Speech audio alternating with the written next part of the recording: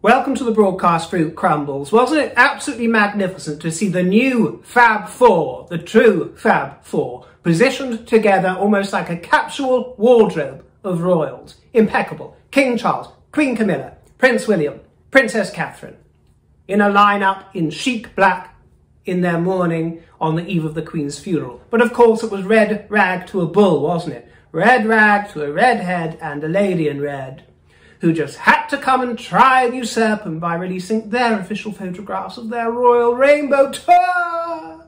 Evita, eat your heart out. Rolling, rolling, rolling, rolling, rolling, rolling. The money keeps rolling in for the rainbow tour, which was cut short because the Queen kicked the bucket, stealing their glory from the moment. But of course they'd come back to remind us that Meghan was resplendent in red and Harry so coyly in the distance, holding onto the claw. Little henpecked Henry, so loyally guarding the rear of the woman in red.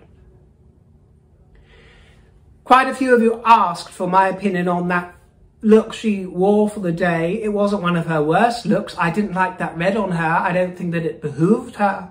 I thought that it brought out too much redness in her undertones, in the complexion. A different shade of red would have really flattered her and suited her. She can look fabulous in red. I didn't like that red.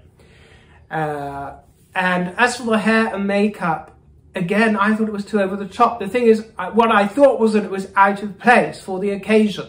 It doesn't have to be this dressy affair that requires a team to launch it, you know, as if you're Helen of Troy.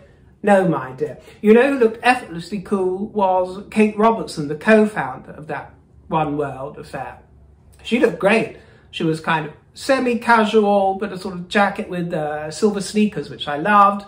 And I really liked the look of her hair, up in a sort of loose chignon with a clip together. That was fabulous. You know, it's not too try-hard. She just, I don't know anything about the gal, by the way, but you know, that was the vibe. Henry, you know, the vibe, she got that vibe. That was the kind of vibe for, it was a daytime affair. Why is she dolled up to the nines like that, trotting out in her block colour as if she's Debbie Harry in her dreams, my dear? Too floaty, all that chiffon nonsense. That chiffon affair, not the right occasion, you know. You're not in Marrakesh shooting the breeze. Always gets it wrong, that gal. Always gets it wrong. And I thought it was vulgar timing. I really did. But maybe that's their new way, now that ain't no sunshine sacks when they're gone. You know, there's none of all that sunshine around, so they've got to do their own PR.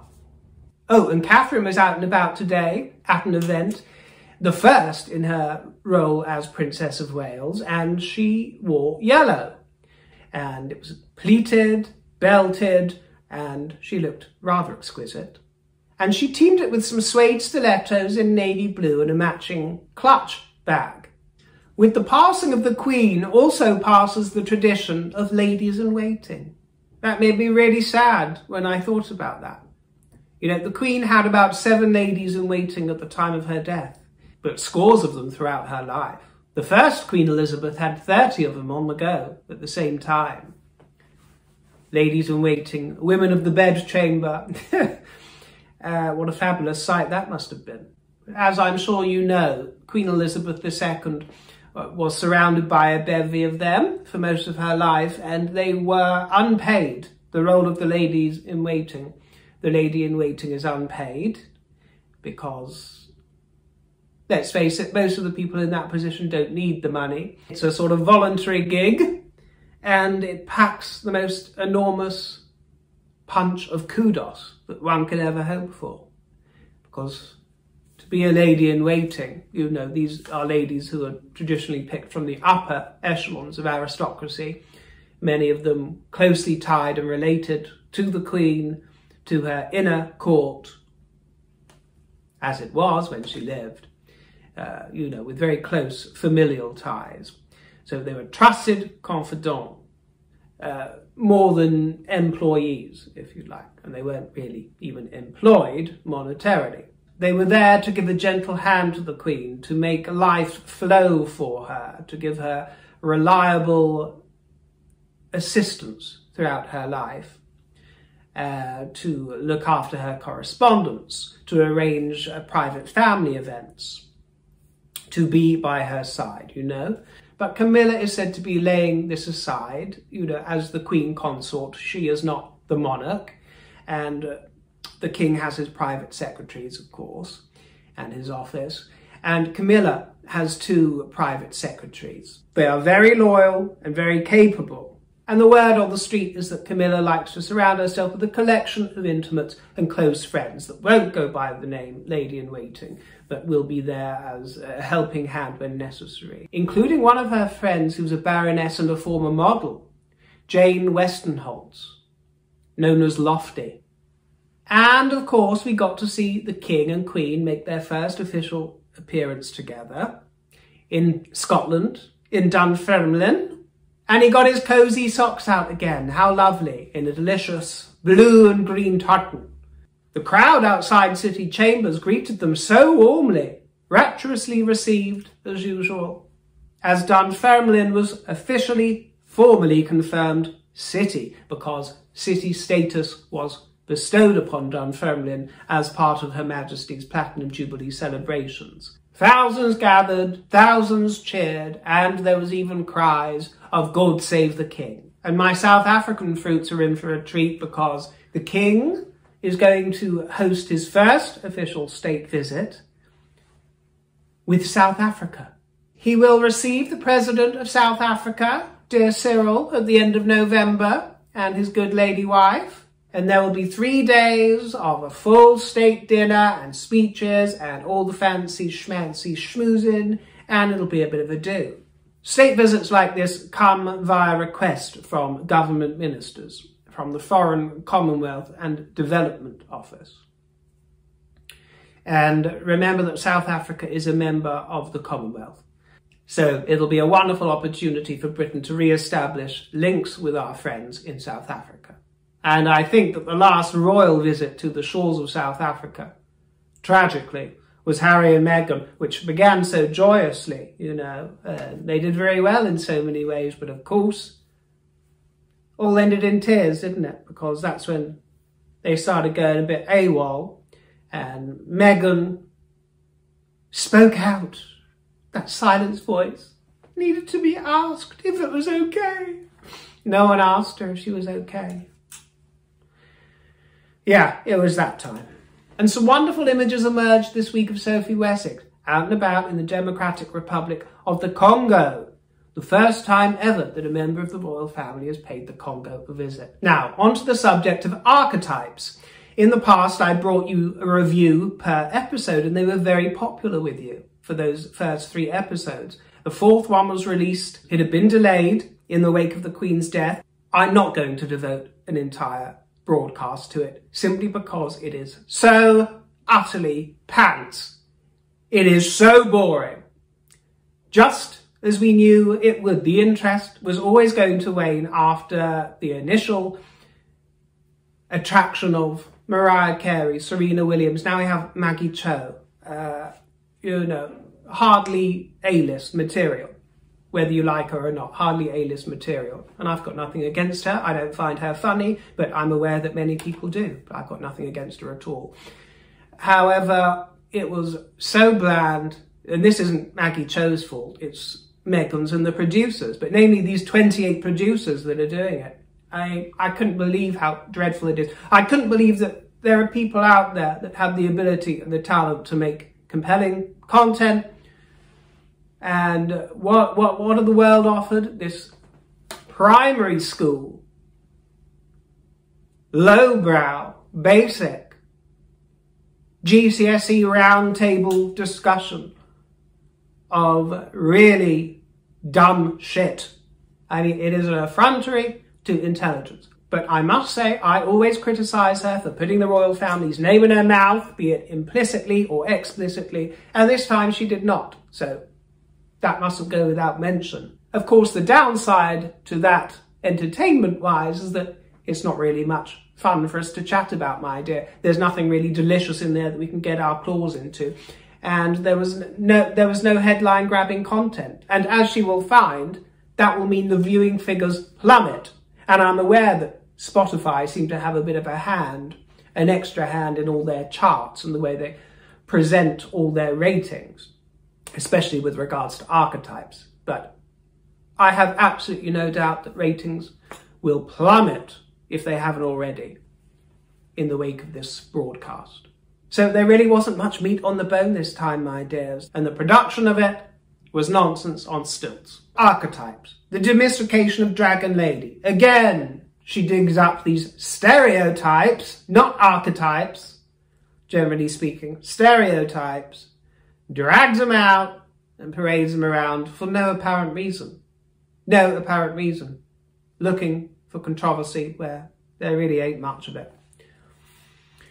Anyway, she, of course, starts off the tale.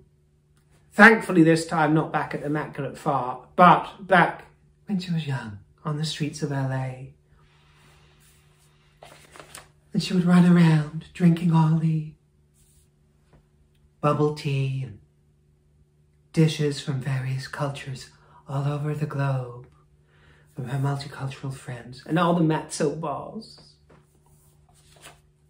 It was full of culture.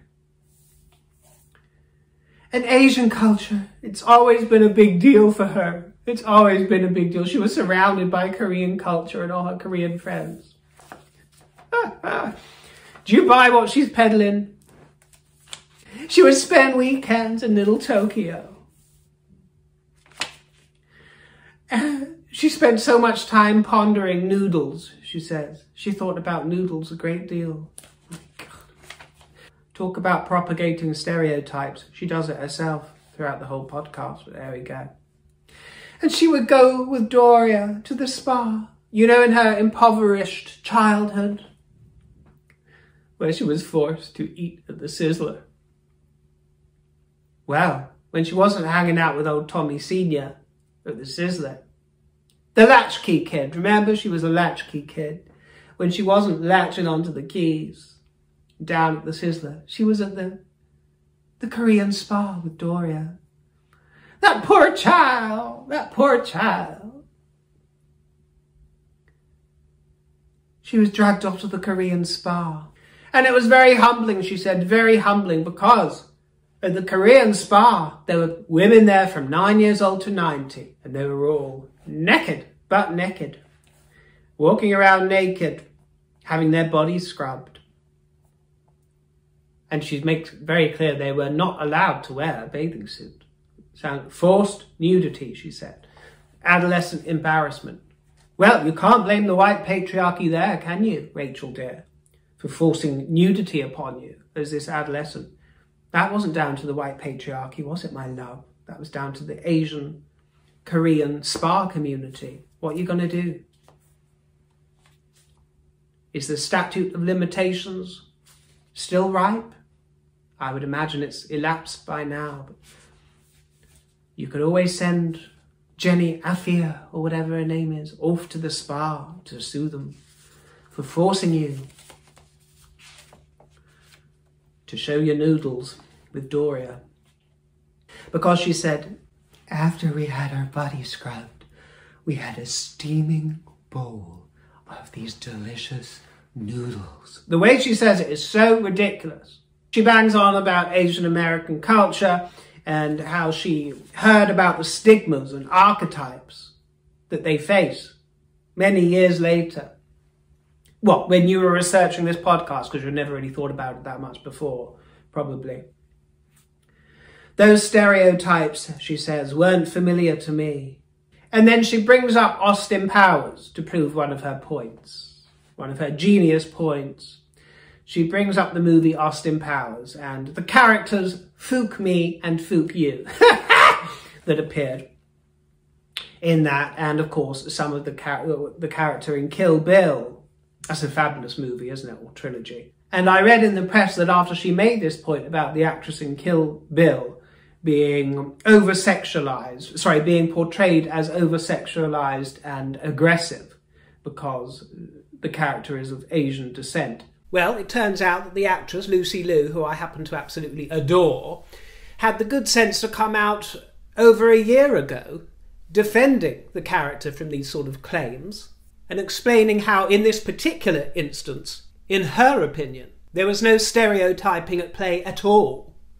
It was the same for all of the women in that movie, the main three characters. And I think she has a point there. In this particular instance, they were all, I wouldn't say over-sexualized, just sexualized.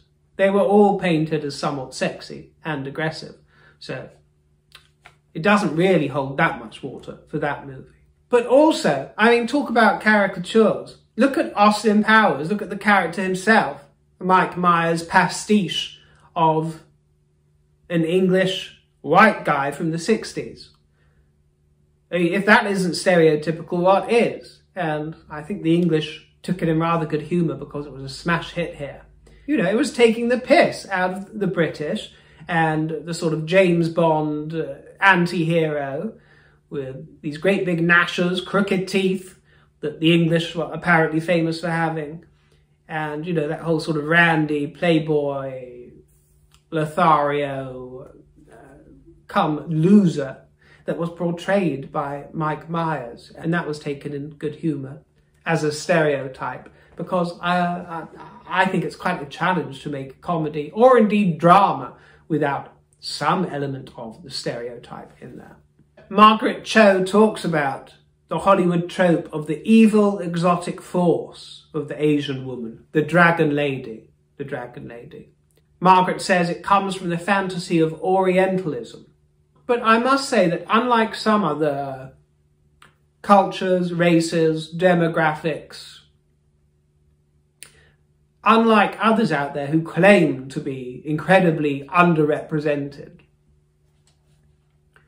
I do think, and I've always thought actually, that Asian people, those of Asian descent, actually do have a really good point about being underrepresented, and not many of them come to the forefront to complain about it, I've got to tell you. And by the way, I wanted to mention at this point, you know, I thought this was interesting that Margaret Cho narrated a YouTube segment. Well, it was, I saw it pop up on my YouTube feed in recommendations. It was Margaret Cho narrating a segment about Prince Andrew. Obviously, she hadn't written it, she'd just been hired to narrate it. So I have nothing against her, but it was a rather derogatory, unflattering portrait of Prince Andrew, as you can imagine. And I found that interesting, that Meghan and Harry, who are related to Andrew and who are supposedly busy mates with his daughters, who adore their father, Beatrice and Eugenie, who rightly adore their father. I found it interesting that that hadn't popped up on their radar, and that they might have wondered how Harry's own uncle and the cousins in the family might have felt about Margaret Cho's involvement in that segment, and then appearing on Meghan's podcast. Seemed to be a bit of a conflict of interests or conflict of loyalties, but then what is loyalty to a Harkle? And of course it kicks off with the obligatory, I mean it's obligatory now in every single podcast of hers, the obligatory fangirling over each other. Oh, I'm such a fan of yours. Oh, I love you. With 28 people to edit the podcast, you'd think that they had enough fingers to snip out all these unnecessary bits of fluff and flattering and fawning. And in fact, even though they managed to edit it down to 45 minutes to spare the audience because they know they won't hang on for an entire hour to listen to it, even then there's so much filler, there's so much guff, so much silent, sort of lengthy silences and jaunty music to try and fill all the vacuum of shallowness and nothingness that's there. And I will mention, I don't know if I mentioned it before, but there are no adverts, which was very welcome for me. But she keeps saying, now we're going to an ad break, and nothing happens. It just carries on with the show. I don't know what that's about, because I was told that there was going to be a paywall that came into effect at some point after a few 3 episodes, but that hasn't happened to me so far. Meghan asks Margaret Cho about what it was like coming through as a comedian in the 1990s in a world that was full of white men, coming through in the industry, full of white men. Well, a lot of those white men helped put Margaret where she was, my dear. They happen to be gay white men because most of Margaret's audience are gays and always has been. American gays. not gaze with the most sophisticated sense of humour. The trouble with this broadcast, you know, is when you begin every broadcast with an agenda, as they do. You know, Meghan wants to steer the conversation. When you begin with such an agenda, the conversation is never going to flow with any authenticity. Margaret even uses the word several times, archetypes, instead of stereotypes, to sort of fit in with the premise of what the producers feel the show must be. And it's disappointing because that helps distract from any kind of authenticity, because it's all feeding into Meghan's agenda. When you begin with a sort of fake, phony, contrived conversation, which isn't quite as it would be if the microphone wasn't on, and if it wasn't being so overproduced, then it is not compelling in the same way that it would be if it was more natural, more spontaneous, more ad hoc, with genuine responses and reactions that aren't being shepherded. Margaret speaks about her time growing up as a child and a teen during the era of AIDS activism because her father ran a gay bookstore. And apparently he was beloved of the gays loved Margaret's father, they took a shine to him and he took a shine to them. He loved being praised. She said that he loved male attention. So Margaret was raised, she says, around heavily tattooed, Harvey Milk supporting gay men. So there's an archetype that she's thrown into the mix. Because stereotypes exist.